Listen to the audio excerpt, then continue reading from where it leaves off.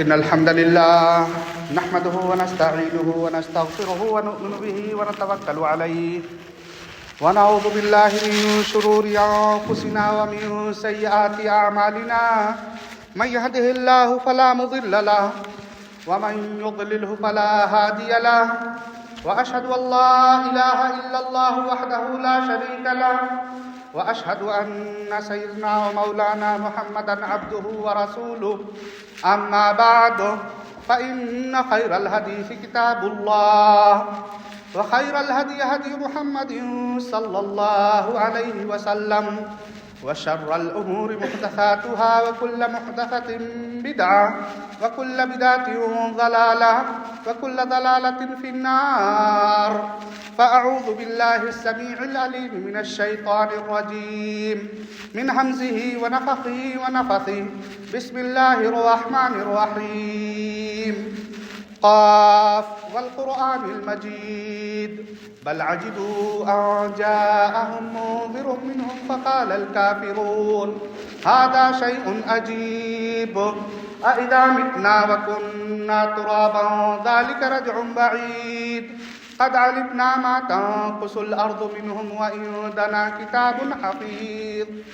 بل كذبوا بالحق لما جاءهم فهم في أمر مريج أفلم ينظروا إلى السماء فوقهم كيف بنيناها وزيناها وما لها من فروج والأرض مددناها وألقينا فيها رواسي وأنبتنا فيها من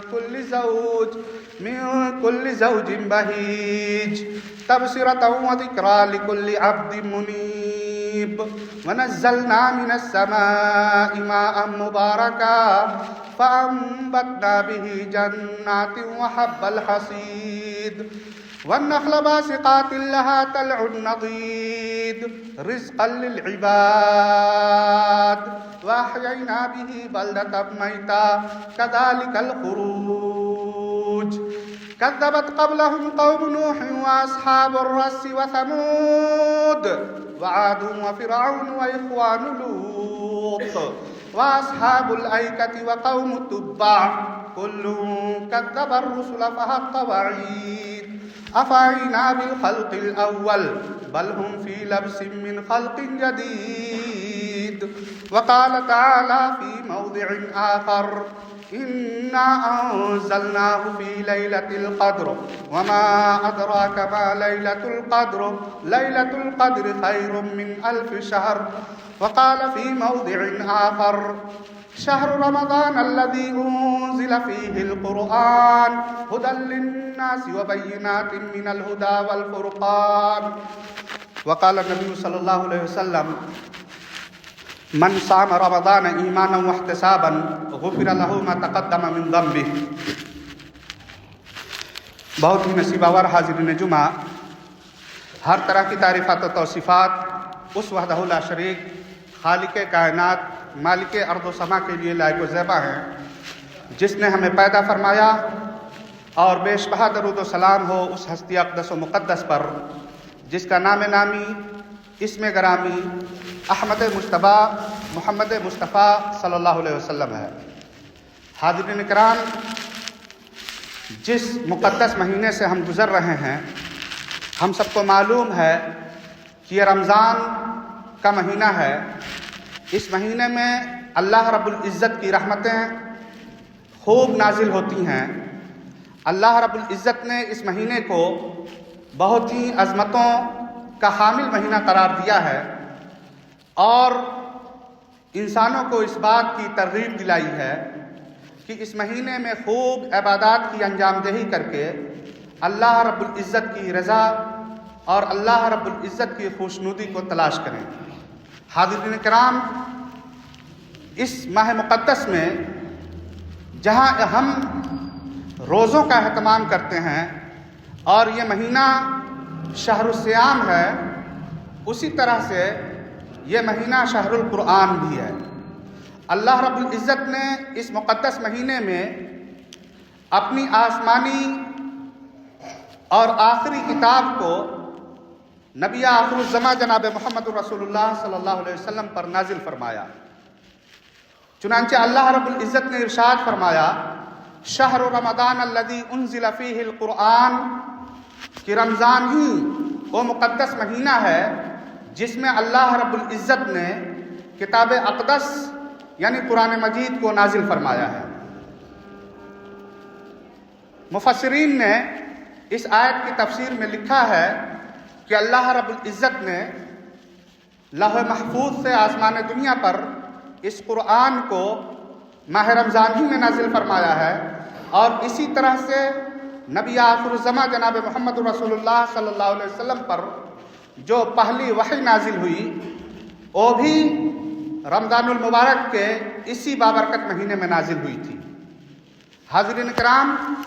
کہنے کا مطلب یہ ہے کہ یہ مہینہ صرف شہر الصیام ہی نہیں بلکہ شہر القرآن بھی ہے۔ اسی وجہ سے ہمیں اس مہینے میں بکثرت قرآن کریم کی تلاوت کا اہتمام کرنا چاہیے،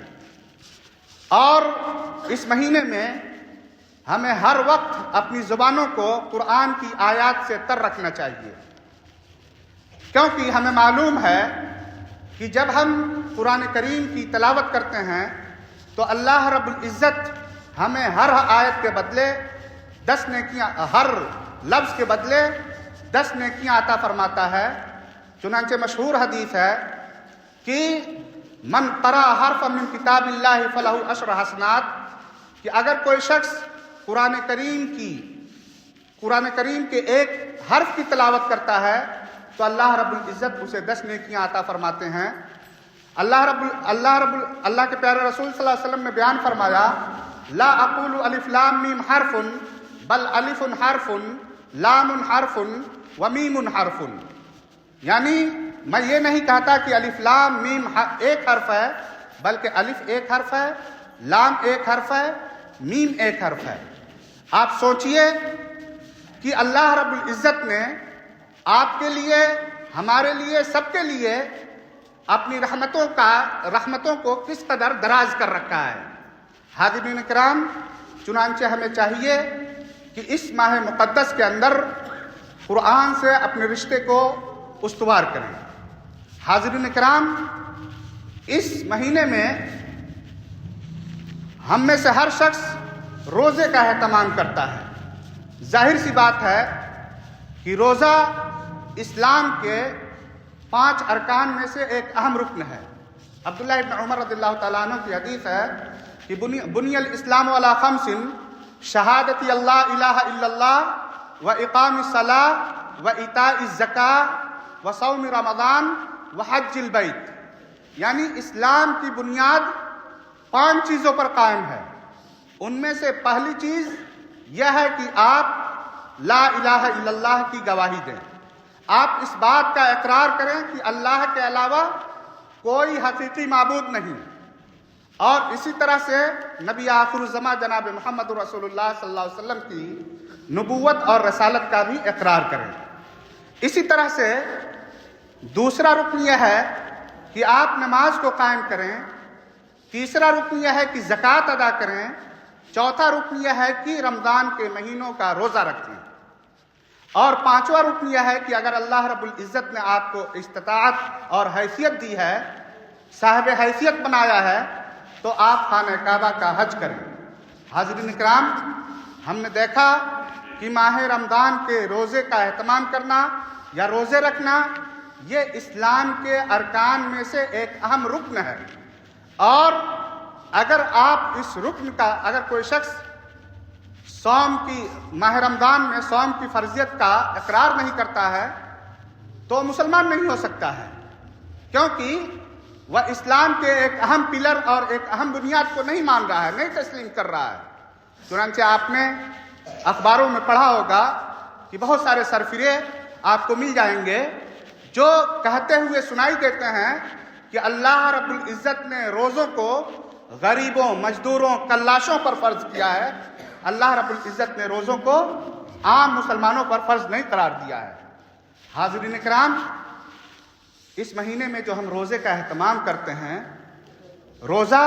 ایک نہایت ہی محترم بالشان اور فضیلت یافتہ عمل ہے۔ اللہ کے پیارے رسول صلی اللہ علیہ وسلم نے ارشاد فرمایا کہ کل عمل ابن آدم لہ، انسان جو بھی عمل کرتا ہے وہ اپنے لیے کرتا ہے. الحسنۃ بعشر امثالھا، ہر نیکی الی 700 ضعف، ہر نیکی کا ثواب 10 گنا سے لے کر کے 700 گنا تک حاصل ہوتا ہے. ہر نیکی جو انسان انجام دیتا ہے اس کا ثواب اللہ رب العزت نے 10 گنا سے 700 گنا تک مقرر کر رکھا ہے. اللہ رب العزت کہتا ہے کہ الا الصوم فانه لی وانا اجزی بہ، روزے کے علاوہ،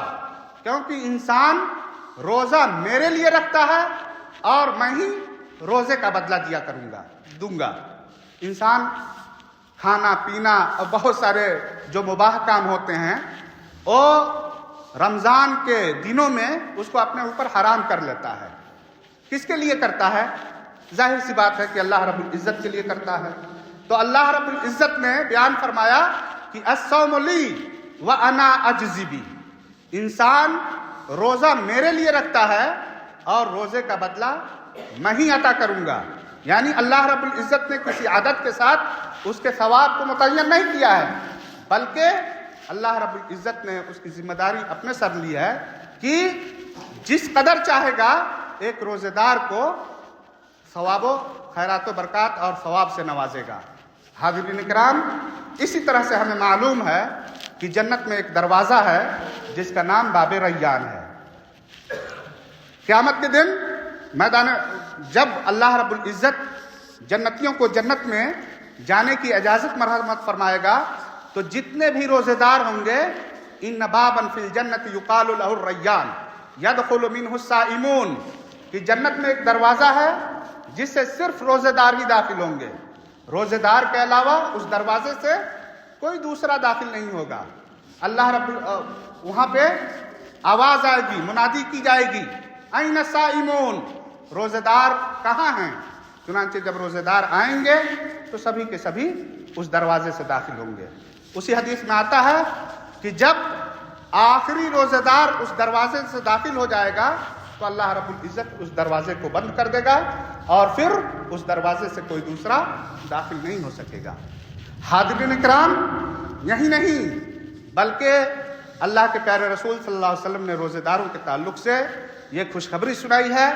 کہ اگر انسان روزہ رکھتا ہے اور معدہ خالی ہونے کی وجہ سے اس کے منہ سے کوئی جو تعفن آتا ہے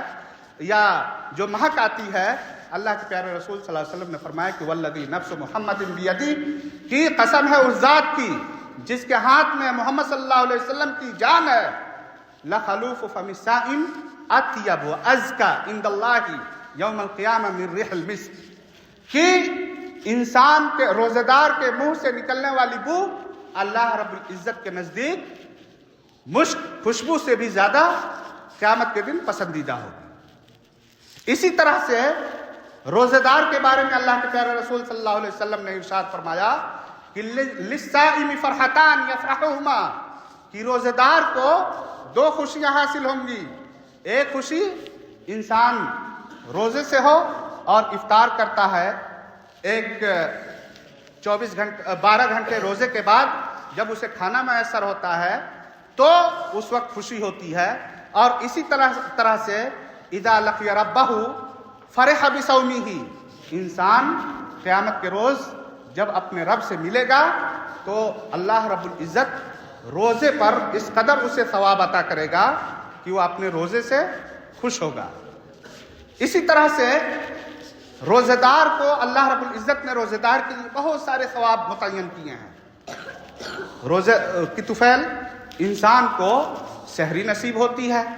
اللہ کے پیارے رسول صلی اللہ علیہ وسلم نے بیان فرمایا کہ تسحروا فإن فی السحور برکہ، کہ سحری کھایا کرو کیونکہ سحری کھانے میں برکت ہے. انسان افطار کرتا ہے. اللہ کے پیارے رسول صلی اللہ علیہ وسلم نے بیان فرمایا کہ لوگ اس وقت تک خیر پہ قائم رہیں گے، بھلائی پہ قائم رہیں گے، ما عجل الفطرہ، کہ جب تک وہ افطار میں جلدی کیا کریں گے. یعنی جب تک لوگ ایسا نہیں کہ سورج کے غروب ہونے کے بعد 2 منٹ 3 منٹ ویٹ کر رہے ہیں، انتظار کر رہے ہیں، یا احتیاط کے نام پر 2 منٹ انتظار کر رہے ہیں کہ کہیں ایسا نہ ہو کہ سورج کے غروب ہونے سے پہلے ہی ہم روزہ توڑ لیں اور ہمارا روزہ بیکار ہو جائے. یہ اس احتیاط کی تعلیم اللہ کے رسول صلی اللہ علیہ وسلم نے نہیں دی ہے، بلکہ جیسے ہی سورج کا ٹکیا غروب ہوا تعلیم یہ ہے کہ ہم اس وقت اپنا روزہ توڑ دیں، اس وقت روزہ ہم ختم کر دیں. یہی تعلیم ہے. حاضرین اکرام، کہنے کا مقصد یہ ہے کہ ایک روزے دار کو اللہ رب العزت نے بے شمار ایسے مواقع فراہم کیے ہیں کہ جن کو اپنا کر کے یا جن موقعوں پر اللہ رب العزت اسے بے پناہ اجر و ثواب سے نوازتا ہے. چنانچہ ہمیں چاہیے کہ اس ماہ مقدس میں جہاں ہم قرآن کی تلاوت کریں، اسی طرح سے روزے کا اہتمام بھی کریں. اور ہم میں سے اکثر لوگ روزے کا اہتمام کرتے ہیں، لیکن بڑے ہی بد نصیب ہیں وہ لوگ جن کو یہ ماہ مبارک جن کے اوپر سایہ فگن ہوتا ہے، لیکن اس کے بعد بھی انہیں توفیق نہیں ملتی کہ وہ اس مہینے کا روزہ رکھ سکیں. وہ عذر دیتے ہیں یا ایکسکیوز کرتے ہیں کہ ہم سے بھوک برداشت نہیں ہو پاتی ہے، یا یہ کہ ہم 12 گھنٹہ بھوکے نہیں رہ سکتے ہیں. اگر واقعی ڈاکٹر نے منع کر دیا ہے کہ تمہارے لیے روزہ رکھنا درست نہیں ہے، تمہارے مرض میں اضافہ ہو سکتا ہے، تو پھر شریعت نے ایسے عذر کا اعتبار کیا ہے. لیکن صرف اس بنیاد پر کہ اللہ رب العزت نے صرف اس بنیاد پر کہ آپ کو بھوک کی وجہ سے تکلیف ہوتی ہے آپ روزہ نہیں رکھتے ہیں، تو یقین جانیے کہ آپ پر ویل ہے، آپ کے لیے بربادی ہے، آپ قابل افسوس ہیں. آپ یاد کیجئے اس حدیث کو کہ اللہ کے رسول صلی اللہ علیہ وسلم جمعہ کے دن ایک روز ممبر پہ چڑھے. اللہ کے رسول صلی اللہ علیہ وسلم نے 3 مرتبہ آمین آمین آمین کہی. صحابہ کرام نے آپ سے پوچھا کہ اللہ کے رسول صلی اللہ علیہ وسلم آج آپ ممبر پہ چڑھتے ہوئے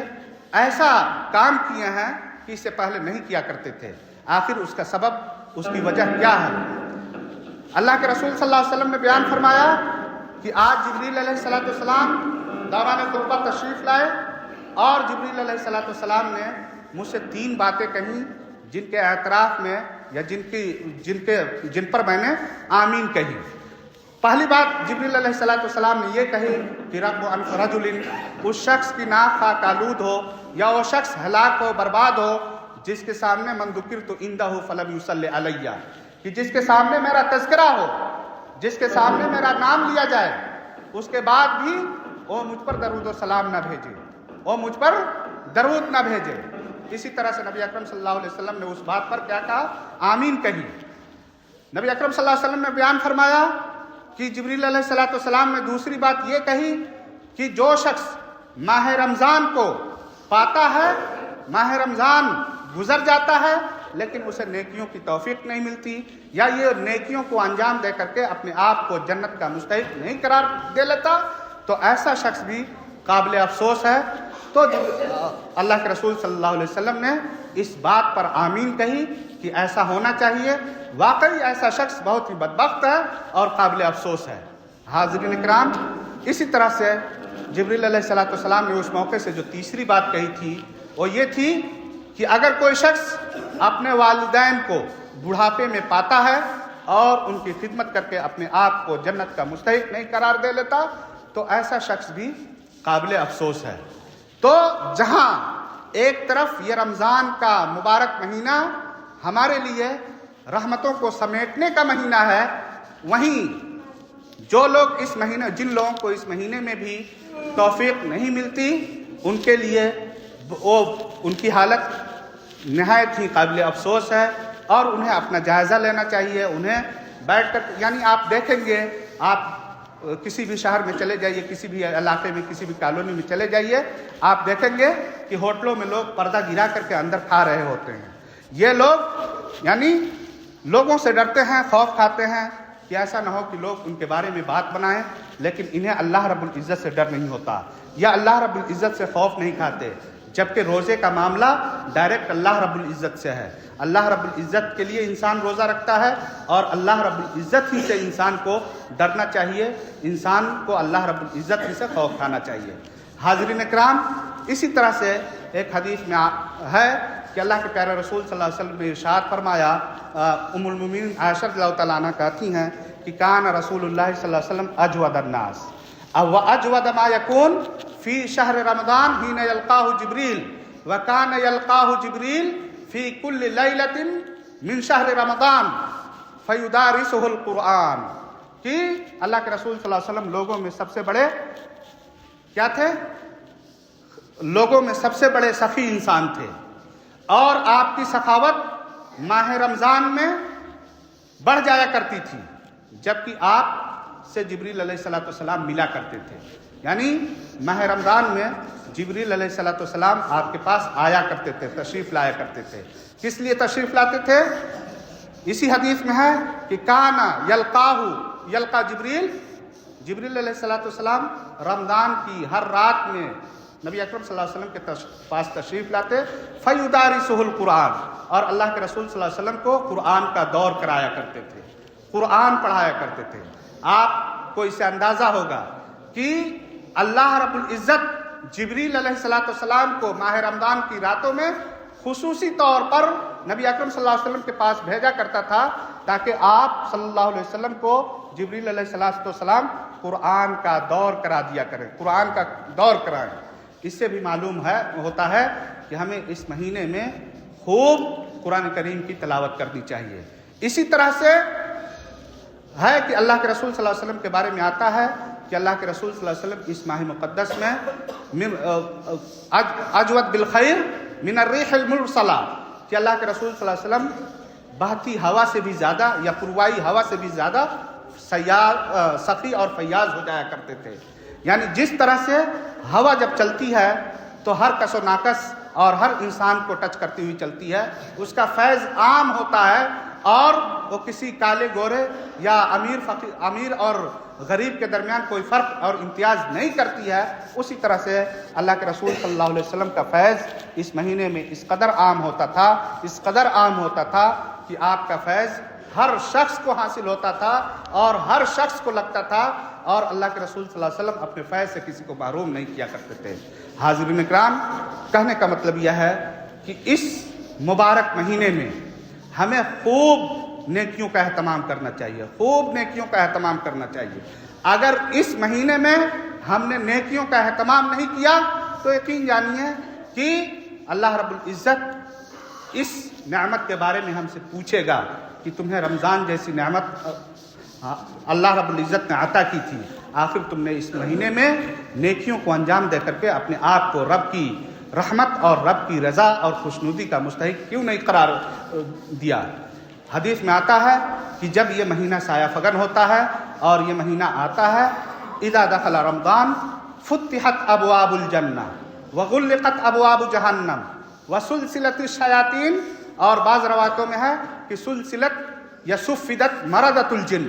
کہ جب ماہ رمضان سایہ فگن ہوتا ہے تو اللہ رب العزت جنت کے دروازوں کو کھول دیتا ہے۔ اس مہینے میں اللہ رب العزت نے ہمارے لیے جنت کے دروازوں کو کھول رکھا ہے اور جہنم کے دروازوں کو بند کر رکھا ہے، تاکہ ہم زیادہ سے زیادہ نیکیوں کو انجام دے سکیں، زیادہ سے زیادہ خیرات اور صدقات کی انجام دہی کر سکیں، زیادہ سے زیادہ نوافل کا اہتمام کر سکیں۔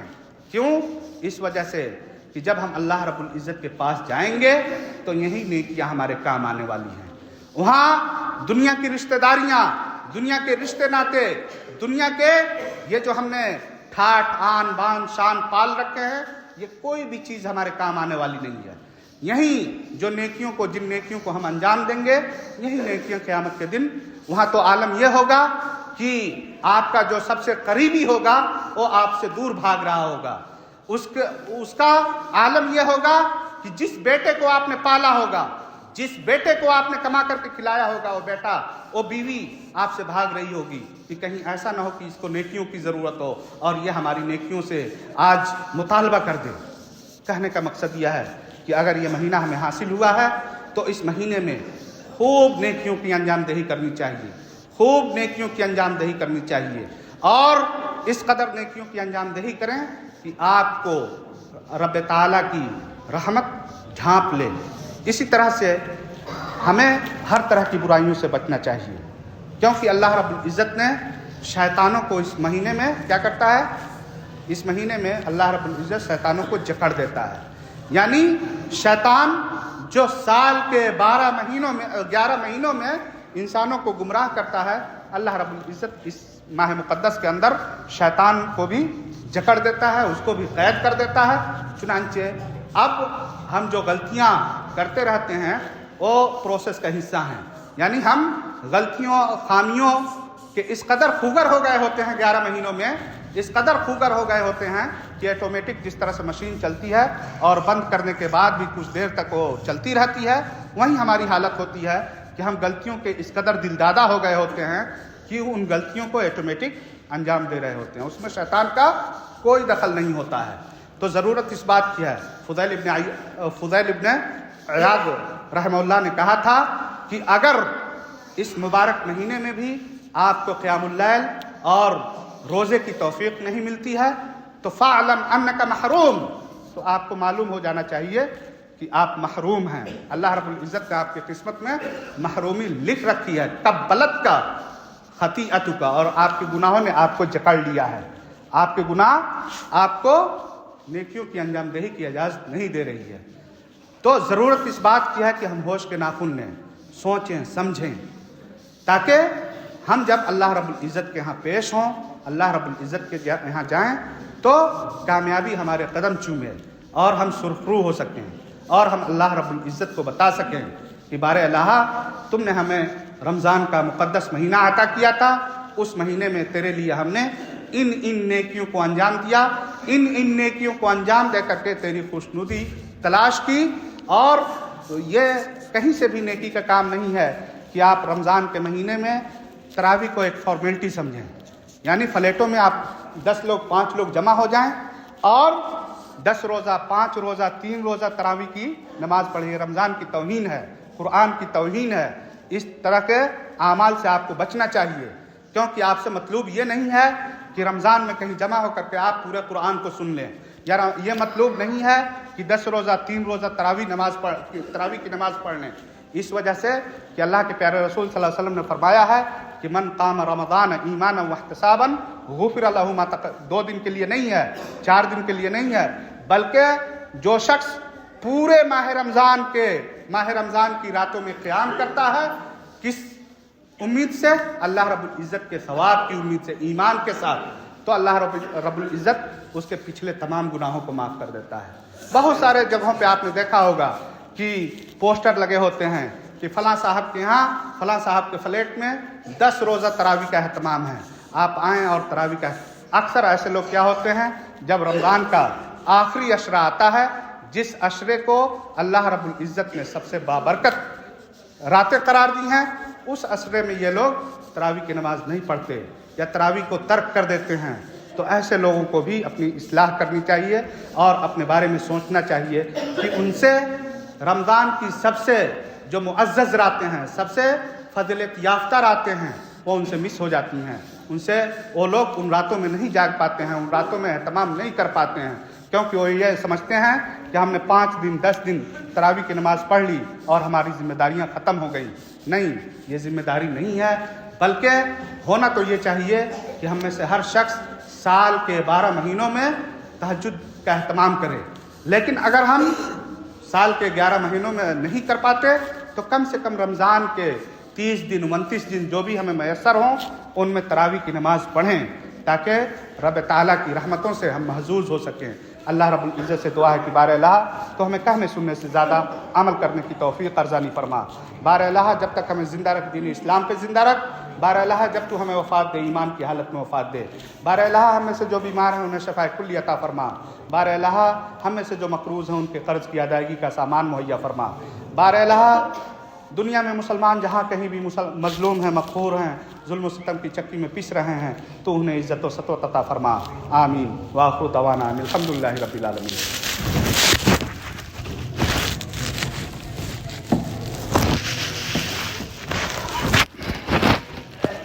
ان الحمد لله نحمده ونستعينه ونستغفره ونؤمن به ونتوكل عليه ونعوذ بالله من شرور انفسنا ومن سيئات اعمالنا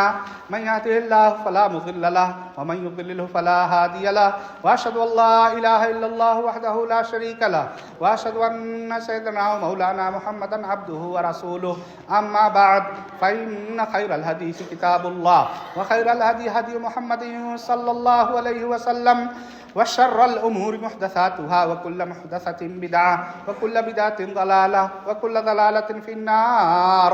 فأعوذ بالله السميع العليم من الشيطان الرجيم من همزه ونفخه ونفثه بسم الله الرحمن الرحيم إن الله وملائكته يصلون على النبي يا أيها الذين آمنوا صلوا عليه وسلموا تسليما اللهم صل على محمد وعلى آل محمد كما صليت على إبراهيم وعلى آل إبراهيم إنك حميد مجيد اللهم بارك على محمد وعلى آل محمد كما باركت على إبراهيم وعلى آل إبراهيم إنك حميد مجيد عباد الله رحمكم الله إن الله يأمر بالعدل والإحسان وإيتاء ذي القربى وينهى عن الفحشاء والمنكر والبغي يعظكم لعلكم تذكرون اذكروا الله يذكركم وادعوه يستجب لكم ولذكر الله تعالى أولى وأجل وأتم وأكبر والله أعلم بما تصنعون.